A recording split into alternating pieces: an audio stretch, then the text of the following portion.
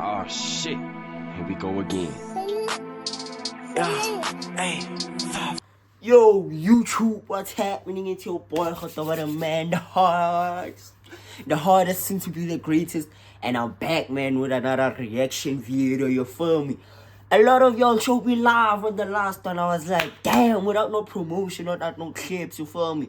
I'm like, damn, this nigga's really rocking with me. You feel me? Not even niggas, even like those females. If you're watching, like, shout out. You feel me? Like, shout out, bro. So today I'm back with another video. You know what I'm saying? Yeah. And I don't know what's the difference, really, in the thingy. The time thing is fair because like I'm trying to be consistent. You feel me? You see, I'm recording this on the 21st. Let's see when this is gonna drop, because I have a tendency of recording then I don't post, my nigga. I even have a vlog, my nigga. Because you remember that video when I was thrifting for graduation party or whatever that was, bro? Like literally, I recorded that graduation thing, but now I can't release it because of management, which is Ross is telling me not to drop because like it's too late now. So I don't know. Y'all tell me what y'all think, Fede. Like, tell me what y'all think. Should I drop it or not? But like, Fede, today, you feel me? We finna be reacting to. It was 9 days ago. I feel it. Okay, so today we finna be reacting to one of my favorite, like, what's this? I wouldn't say creators, but like, he reviews and stuff like that. So Fern Fede, it's a inside the dark. The video is called Inside the Dark World of Poker Cheating. You feel me? So like, you niggas, if you continue not like telling me what to react to, we're gonna be reacting to what I watch, Fede. You feel me? And like most of the time, I be watching like, what's this? Political. Yeah. What did he say? Hey. Political. Eh? Political things. Am I saying it right? I hope so. So, yeah, man, we're gonna be reacting to Fern Inside the Dark World of Poker Cheating. So, like, comment, share, subscribe, you know, do all of that, Fede. And then, yeah, man, let's get into it.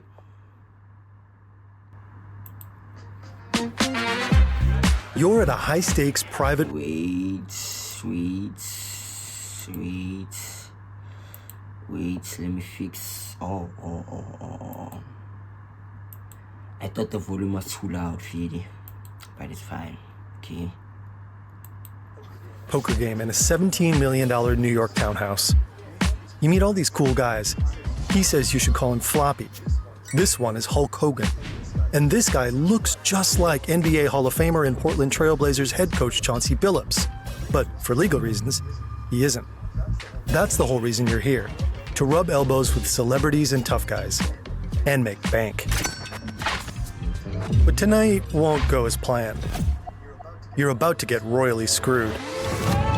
For years, star-studded underground poker games were held all over the United States, and allegedly, they were rigged. The alleged cheating is said to have been so elaborate, so thorough, even professional poker players were duped. To figure out how all this supposedly worked, we went down some wild rabbit holes. All it takes is one guy at the table who's suddenly a mind reader. Every time he's got you beat, he calls, and every time you've got him beat, he folds. In this video, we'll cover the 3 main methods, each more ingenious than the last. Damn, after this, you don't want to be a professional poker player, you feel me? Not just a professional cheater in the poking. Nah, man, I'm just joking. We're just watching, Fede, for the sake of watching, you feel me? Not for the sake of watching, but knowledge, Fede. Especially to you gamblers out there, Fede, you feel me? Yeah, maybe even Betway is cheating us, you know. We don't have. So let's see if one of the method, Fede, will tell us, you feel me, that you can do it digital or whatever. Because, like, you know, Betway is not like a physical. It's not like you're at the casino. But, like, let's see if there's a way, there's a possibility that these people are cheating us, you feel me? But who plays poker in Betway? Like, if you play poker in Betway, you are, man. Like, you are. They think they're playing poker. You know you're not. This is how a shadowy, elusive cheating ring with ties to the mob allegedly made millions rigging poker games.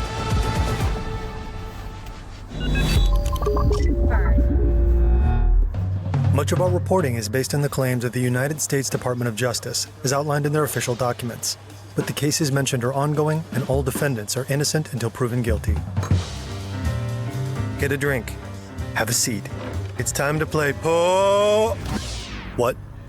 You need a refresher? Oh my God. Okay. Tonight we're playing Texas Hold'em. Right away, each player gets 2 cards of their own. No! These are your cards. Peek at them carefully so no one sees. You don't touch other people's... Okay. Your cards are a jack and a 10 of clubs. Promising. Then everyone bets. For now, just toss in the minimum. In this game, that's $100. The next round is the flop. The dealer burns the top card and puts 3 cards on the board face up. These are shared cards. Everyone combines them with their own to make a full 5-card hand. That king and queen could be great for you. Next is the second betting round. You can match the bet of the player before you. If you're feeling confident, you can raise it. If your hand just plain sucks, you can fold. In the next round, the dealer adds a 4th card to the board. Then there's another betting round and 1 last card added. Finally, it's showdown time, the final betting round before it's time to show your cards. Then, the player with the strongest hand wins. In order from weakest to strongest, these are the hands in poker. High card. Hey, this game seems complicated, gang. I didn't hear why he said the way. Didn't hear nothing. Like, I didn't hear what he said. So, like... Like, I've got an ace. Meh. A pair. 2 of anything. The higher the better. 2 pair. Same idea, but twice. 3 of a kind. 3 is better than 2. Straight. 5 consecutive cards. For example, a queen high straight is 8, 9, 10, jack, queen. Flush. 5 cards of the same suit. 5 diamonds, 5 hearts, etc. Full house. 3 of a kind and a pair, like 3 sevens and 2 nines. 4 of a kind. 2 of a kind doubled. 4 eights, 4 kings, etc. Straight flush. A straight and a flush, like peanut butter and chocolate. 4, 5, 6, 7, and 8, and they're all clubs. Royal flush, a flush with all of the fanciest cards. 10, jack, queen, king, ace, all of the same suit. Your jack and your 10 combine perfectly with the king, the queen, and the ace. That gives you a straight, a nice hand. But no one lets you take advantage of it. Every time you try to raise, someone folds. So the pot stays pretty low. And you win, but not much. It almost feels like they knew how good your hand was. But how? This is a marked deck. You can tell this is a 2 of spades, a 6 of hearts, an ace of clubs. The secret is these 2 parts of the card, this flower thingy and these triangles. For the 2 of spades, the flower's top petal is colored in. So is the bottom triangle. Yo, 6 of hearts. that's crazy, actually. Ace of clubs. How would you This even is just see one that, example. like, in a game? There are as many systems for this as there are playing card designs.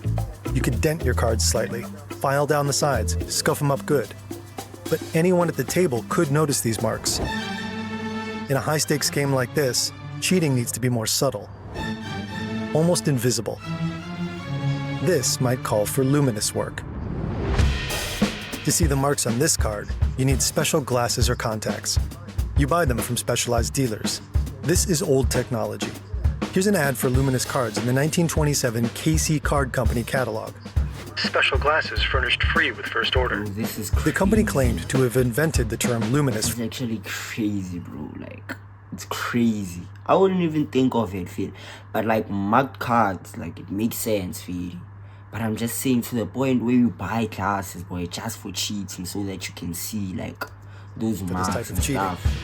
But according to gambling expert Jason England, the principle of cheating with hidden markings and special glasses goes all the way back to the Old West.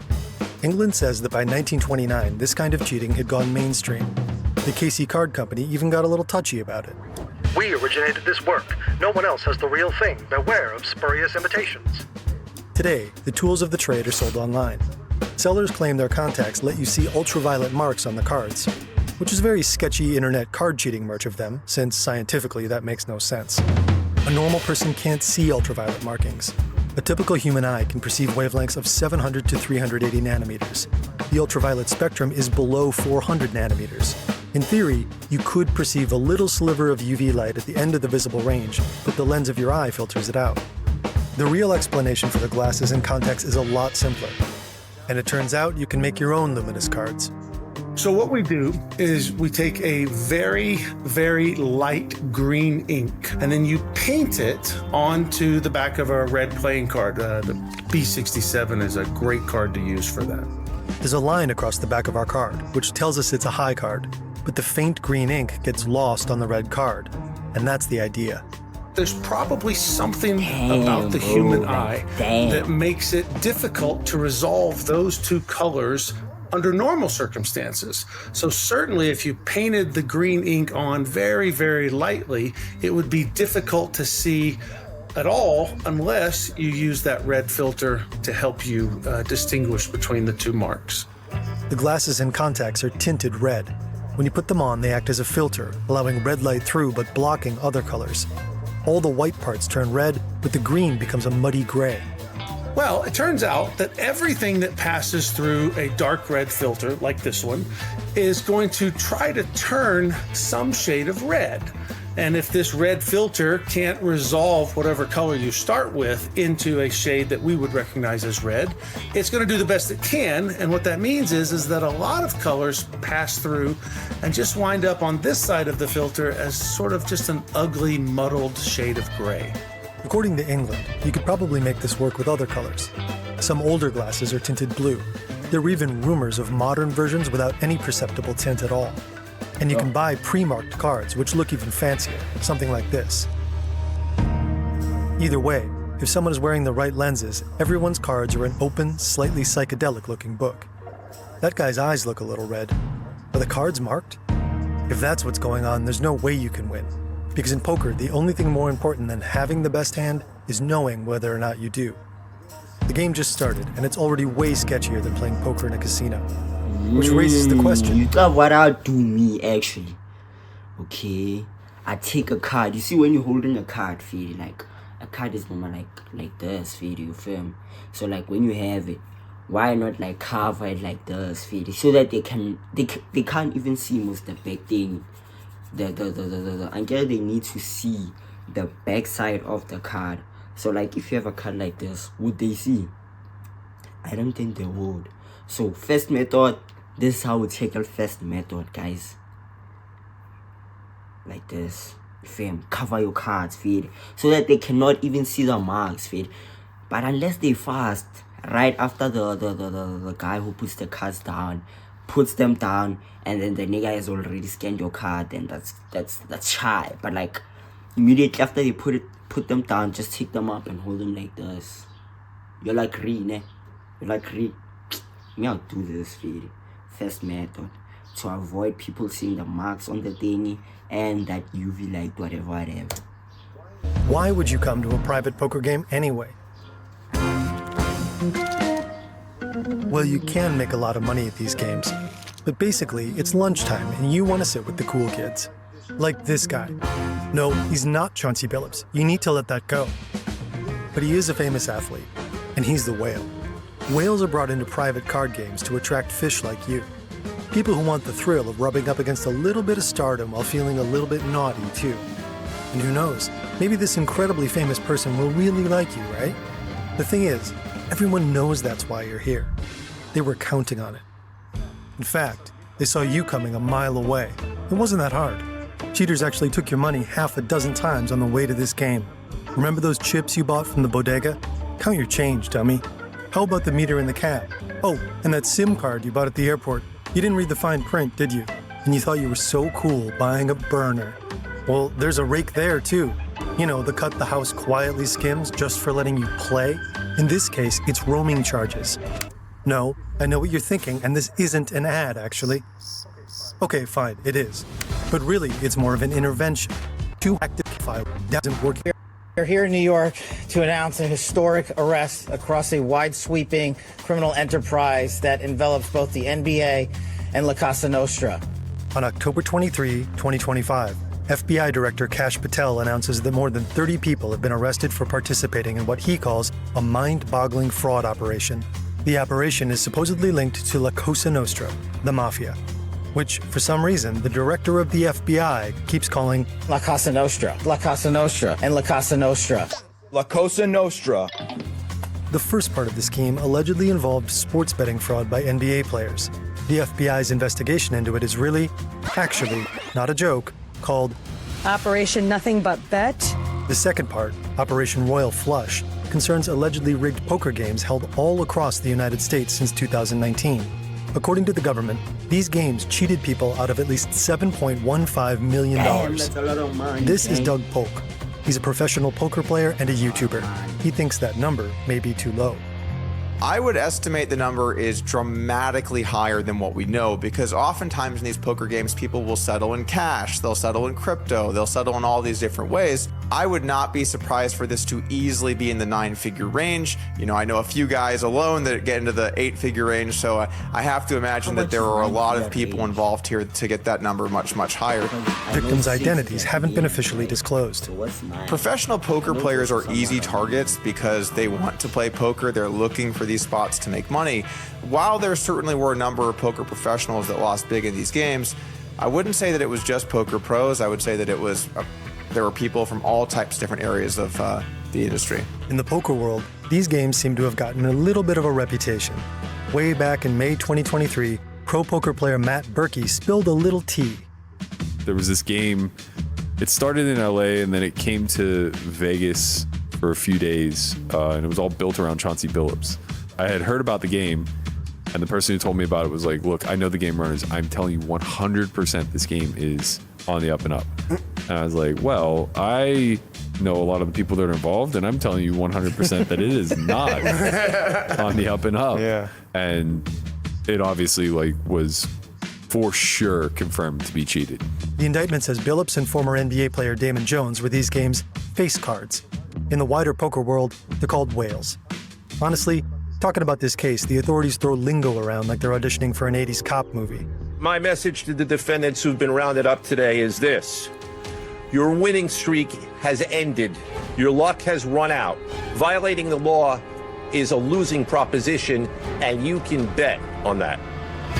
The Department of Justice says its proof includes financial records, witness testimony, and surveillance photos. Right? He just panned that. That's a pan, right?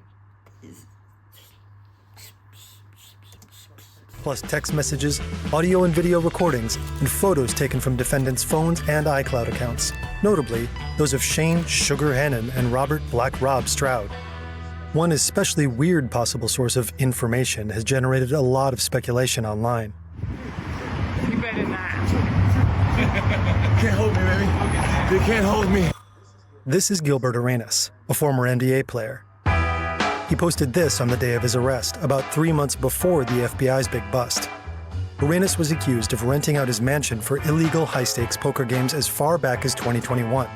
Players were said to have been provided with drinks, massages, and the companionship of young women. The person allegedly hiring these young women and taking the cut of their earnings was an Israeli man, Yevgeny Giora Gershman. Citing Israeli authorities, prosecutors said this was the right-hand man of the alleged head of an organized crime group in Israel. Among other things, the prosecutors tied this group to drug trafficking, human trafficking, and illegal gambling. Through Gershman, they said, Israeli organized crime was doing business in LA, and the indictment tied Gershman to Gilbert Arenas. And yet, just a few hours after being arrested, Gilbert Arenas posted himself dancing. He says he had nothing to do with the games, in which case these custom poker tables the government took pictures of must have been fan tributes. Weirdly, Arenas also suggests that in exchange for his freedom, he may have cut a deal. It's not real subtle, actually. A few months later, the FBI arrests Chauncey Billups and the rest. The next day, Arenas seems to double down on the snitching thing. A Big Mac in there? You see, I'm the... Hey, listen. What's the... No, this is my lunch, man. I ain't get to eat it over there, man. I was talking too much. The show must go on. The Blazers was to go win anyway. The last thing they needed was their coach. Later on, he says he was trolling. What his story really shows is just how inherently murky the world of illegal gambling is.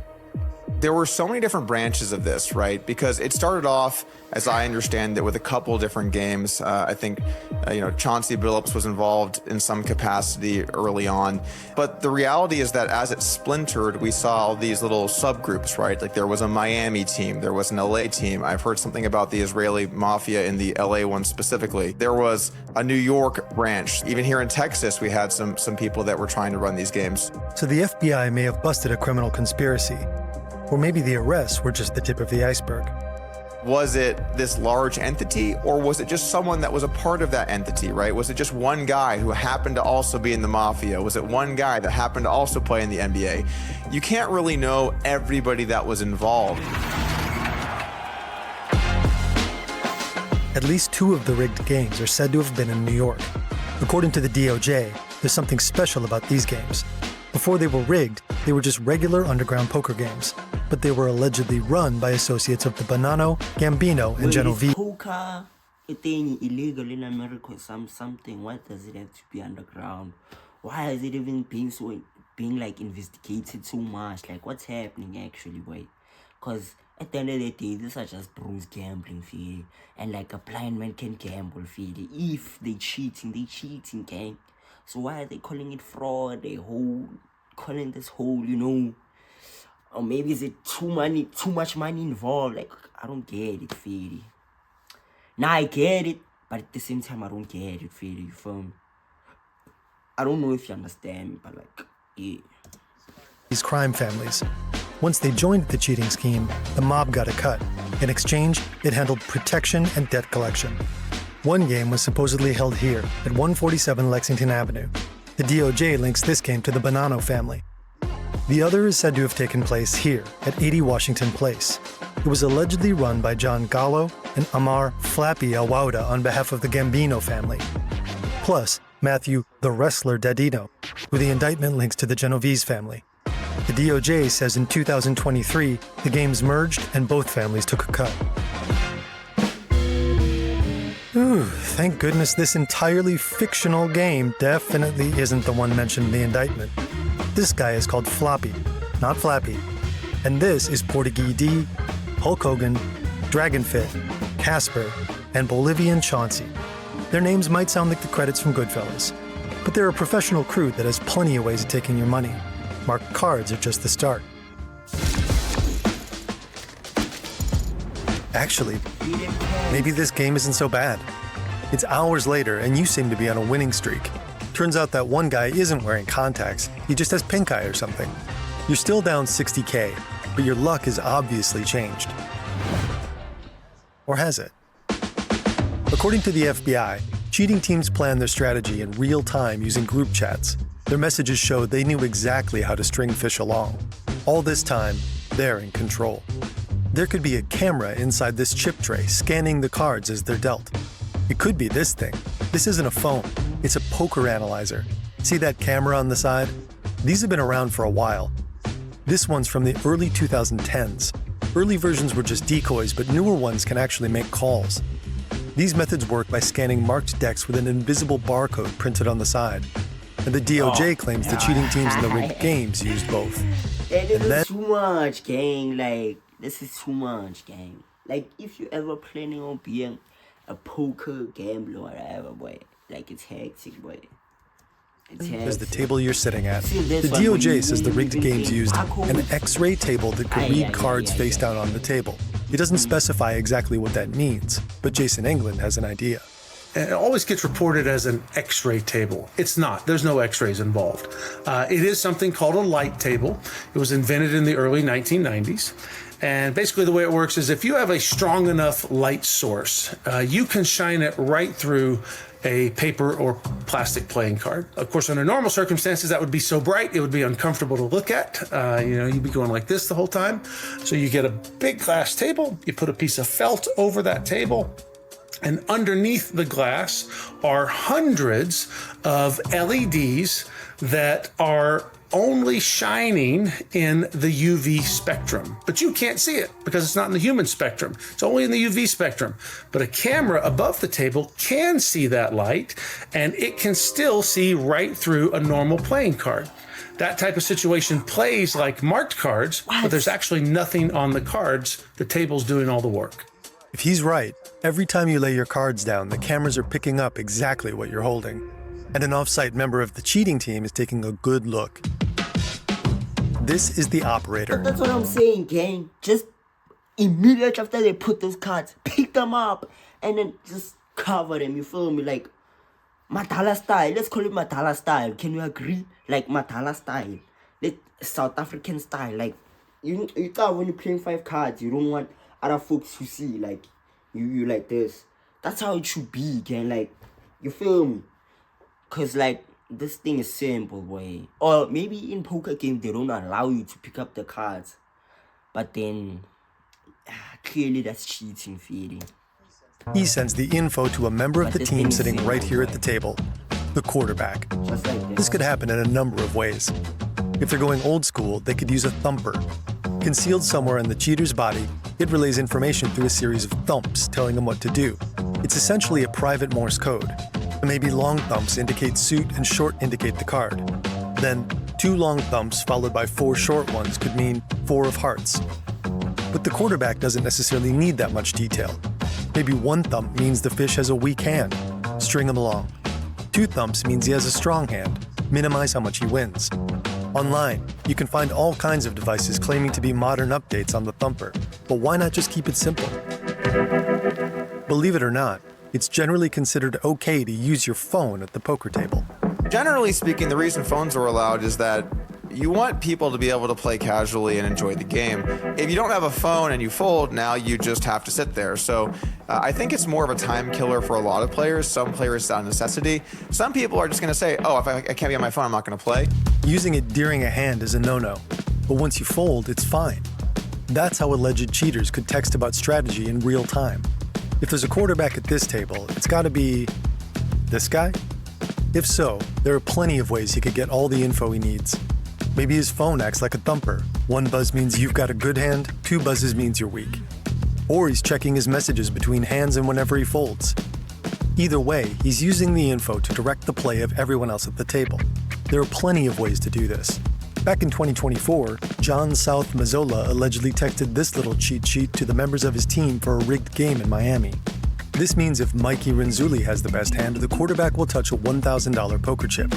If it's G, that's Nelson's Spanish G Alvarez, the quarterback will tap his chin. If it's the quarterback himself, he'll tap his wrist or arm. If he's touching his black chips, that means to fold. The fish has the best hand. But back to your oddly similar, but not in a legal sense, game. Damn it, so much for your hot streak. You check under the table. It seems normal. So does the chip tray, no camera there. All the phones are just phones. But you're sure they're screwing you over somehow. The final and maybe most elaborate cheating method starts before the cards have even been dealt. This is the Deckmate 2, a popular card shuffler a lot of casinos use. A lot of other people use it too. The Department of Justice says it found this picture of a disassembled Deckmate in Shane Sugar Hennon's iCloud account. Inside are more than 20 different shelves. To shuffle a deck, the Deckmate 2 generates random numbers and puts cards in the corresponding shelves. For example, the card on the top of the deck might go to shelf 12, with the next one going to shelf 3. Eventually, the whole deck gets shuffled in this random order. According to the manufacturer, Light & Wonder, the whole thing takes just over 20 seconds. And the Deckmate 2 also has this little camera inside, so it can identify every card that passes through. The idea is that it can detect whether there are any irregularities in the deck, if certain cards are either missing or doubled up. And since it can identify cards, it can shuffle them in a specific order too. Say, if you want the deck neatly organized by card and suit. And it can potentially do a lot more than that, because the Deckmate 2 can be hacked. Security researcher and consultant Joseph. Technology can be hacked, systems can be hacked. You know what I'm saying? I saw that one coming, I won't lie. I saw that one coming. But rather than hacking, I thought like just they were gonna like fish it with it, you feel me? Just change a few manuals for it, you know, and then maybe put all the 10 the J's and the whatever at the end, and then maybe Floppy, that guy Floppy Blomsville at the end, knowing very well that the strong hand is gonna come to him. You feel me? Tartaro proved this at the annual security conference Black Hat USA back in 2023. 2 years later, he showed Wired how it's done. On the back of the Deckmate 2, there's a USB port and an Ethernet port. If you can access these ports, you can hack the shuffler. The Deckmate 2's design is supposed to protect its code from being messed with. Every time the shuffler is started, the firmware creates a hash of its own code. This unique string of characters is like a snapshot of the state of the code at that moment. The firmware then checks that against a verification hash. If the code hasn't been messed with, the two should be the same. But Tartaro and his colleagues changed the verification hash, making it match their altered version of the code. Suddenly, the Deckmate 2 couldn't tell it had been interfered with. Tartaro installed the altered code with a Raspberry Pi. It also connected the shuffler to his phone via Bluetooth. Then every time a deck got shuffled, the Deckmate 2 sent him the exact order. But at the start of a poker hand, the deck gets cut, changing the order in a random way. Tartaro found a way around that too. The app he created just needs to know the cards at one specific position at the table. Seat 2, seat 4, the flop, whatever. Let's say the player at seat 3 has a 2 of clubs and a king of hearts. With just that, the app can figure out the deck's new order. It tells the cheater what everyone's cards are and who will win the hand. To use the app, Tartaro and Wired cooked up a system. Tartaro would fold so he could pull out his phone. He'd enter his own cards into the app, then he'd tell his accomplice how to play using hidden signals. The DOJ claims the rigged games used hacked shufflers, often Deckmates 1 and 2, to predict the best hand at the table, and that info went to the operator and then the quarterback. It doesn't say how exactly the shufflers were employed. But Tartaro and Wired tested their method in a regulated casino-like environment. In a home game? Come on, the possibilities are endless. If the dealer's a mechanic, that is, if he's crooked, he could be faking the cut.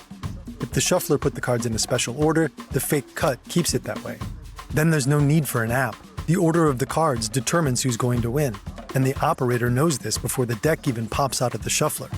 Or maybe the dealer's straight, but this guy over here puts the flop into an app. The app figures everyone's hands. The operator sees it, calls the quarterback, hangs up. One buzz, the fish has a weak hand. The quarterback touches his nose, everyone gets the signal. Go in for the kill. Yeah. At the end of the day, this is all hypothetical, but there's one thing we can be sure of. Great tip, playing in a home game, and they're using an automatic shuffler, be scared, because those things can be rigged, or they can transmit the order of the cards to be used to beat you, and there have been countless stories of that. That's probably been the number one form of cheating, has been using these shuffling machines to know which cards are coming out where. You've got a pair of sixes and are trying to bluff your way through a hand to get back to even, but nobody's buying it. If the Deckmate 2 is hacked, everyone knows exactly what you're up to. They slowly raise the pot, and pretty soon you're in over your head. And with that, you're toast. You've burned through a lot of money tonight. But at a game like this, there's no cash on the table. That's just asking for trouble, for the game to get robbed or raided. So you trade in your chips and stagger home to sleep it off.